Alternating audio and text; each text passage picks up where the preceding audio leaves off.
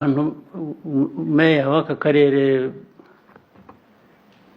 n'indi hano mu Bugesera nta message zijya zikugeraho, ariko ubwo si we wenyine ikibazo ndi buvuge ni ahantu hose mu turere twose. Nta message zanjye ujya ubona wenda abaziguha ntabwo bazita zanjye. Ibintu byo gukora iteka iyo unyuruye umuhanda kenshi, cya mbere ndacyabona umwanda iruhande rw'umuhanda aho ntabwo mba nawuvuyemo kenshi. Ahubwo mpagarara nkabwiraga abo ndi kumwe nabo nti nimutoragure biriya bintu. Ubundi abasirikare bashinzwe umutekano bamperekeza nk'ababwira nti nimutoragure ibyo bintu, nkahita nkagenda, nagaruka nkasanga ibindi. Cya kabiri narababwiye hose uko bikwiye kuba bikorwa. Nza ngira ngo hari uwamenye ko nzaza hano, tangira gukoresha utuntu tumwe hari iruhande rw'umuhanda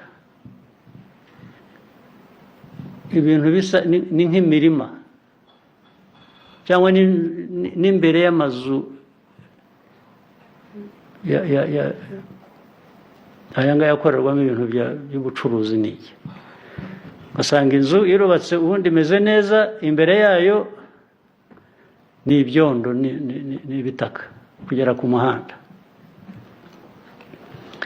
Inzira zindi mwashyizeho zanyu zigendera ku ruhande, twagerageje kugira ngo iruhande hashyirweho imihanda, inzira z'abantu bagenderamo cyangwa amagare bikozwe neza. Hose turabivuga, ukabona hagati y'amazu hari umuhanda w'igitaka uraje ugeze kuri kaburimbo, imvura yagwa ikamanura amazi, ikamanura ibitaka ikaza ikabirunda mu muhanda. Ibyo urabizi cyangwa ntabwo ubizi? Ndabizi, Your Excellency. Message zanyu zitugeraho imyakaga, ariko n'ubu biracyariho. Hamwe aho hatari ngombwa mujye muhatera ibyatsi, uzahatera ubwatsi. Ahandi imbere y'amazu, ku mihanda, hafi n'imihanda, ahantu hangiza na kaburimbo abantu baba barubatse, murebe ukundi muhakora, muhashyire za pavers cyangwa ubundi buntu, kandi birashoboka nta nubwo bihenze. Kandi uko wanabikora, na meya w'umujyi nawe ndaza kumugeraho wa Kigali, nawe marandwana nawe. Muba mukwiye kubikoresha ari abatuye aho, hanyuma wenda abantu babunganira no mu mikoro ya district mukahuza nabo. Ntabwo ari ukubibakorera, ntabwo nabo bagomba gushyiramo effort. Ariko gutera ubwatsi haguye ubwatsi kugira ngo imirima yo kuba iruhande rw'umuhanda wihanduza, ibyo bishaka amafaranga angana iki?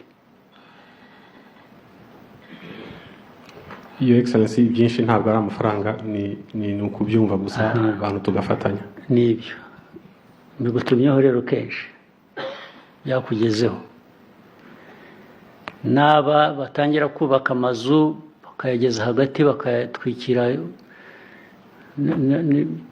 sinzi ibyo batwikiriza, n'ubuvera n'iki n'amabati n'iki, bikagumaho bikamara imyaka.